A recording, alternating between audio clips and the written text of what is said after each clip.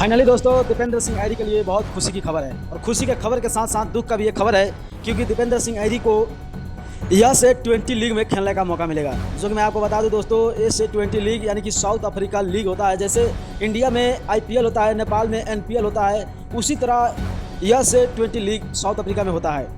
खुशी का बात यह है कि दोस्तों यानी कि उस लीग में 800 प्लेयरों ने अपना नाम रजिस्ट्रेशन कराया था और 800 प्लेयरों में नाम रजिस्ट्रेशन कराने के साथ नेपाल के भी बहुत ऐसे प्लेयर थे जिन्होंने उनमें अपना नाम रजिस्ट्रेशन कराए हुए थे।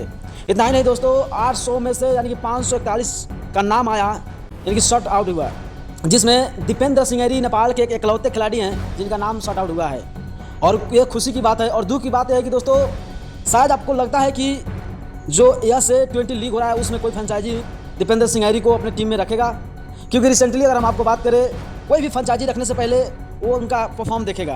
और परफॉर्म की बात करें तो भाई दीपेंद्र सिंह ऐरी का रिसेंटली परफॉर्म बहुत ख़राब चल रहा है, तो शायद दीपेंद्र सिंह ऐरी खेल भी सकते हैं, कोई फ्रेंचाइजी की तरफ से ना भी खेल सकते हैं। अगर खेलते हैं तो भाई दीपेंद्र सिंह ऐरी को एक बड़ा अमाउंट भी मिल सकता है, जो कि दीपेंद्र सिंह ऐरी के लिए बहुत खुशी की बात है। और दुख की बात यह है कि अगर उनका परफॉर्म ख़राब है, कहीं किसी टीम ने नहीं उनको ऐड किया, तो भाई ये बहुत दुख की बात है। क्योंकि देखो दीपेंद्र सिंह ऐरी एक ऐसे खिलाड़ी हैं जो कि कोई नहीं है कि उनको नहीं जानता हो, मगर दीपेंद्र सिंह ऐरी के लिए मेरा यही कामना रहेगा कि वो आकर उस यह से T20 लीग जो हो रहा है उसमें जाकर खेले और अच्छा प्रदर्शन करे, क्योंकि दीपेंद्र सिंह ऐरी का अभी तक वैसा परफॉर्म नहीं है, जो कि उनका अभी करियर बहुत बड़ा है, क्योंकि ज़्यादा एजगर भी नहीं है और इसीलिए लग रहा है कि उसमें खेल सकते हैं। तो आप लोगों को क्या राय है, अपना राय जरूर कमेंट करिएगा। अगर नहीं हो तो चैनल को सब्सक्राइब करके पेज जरूर फॉलो कीजिएगा।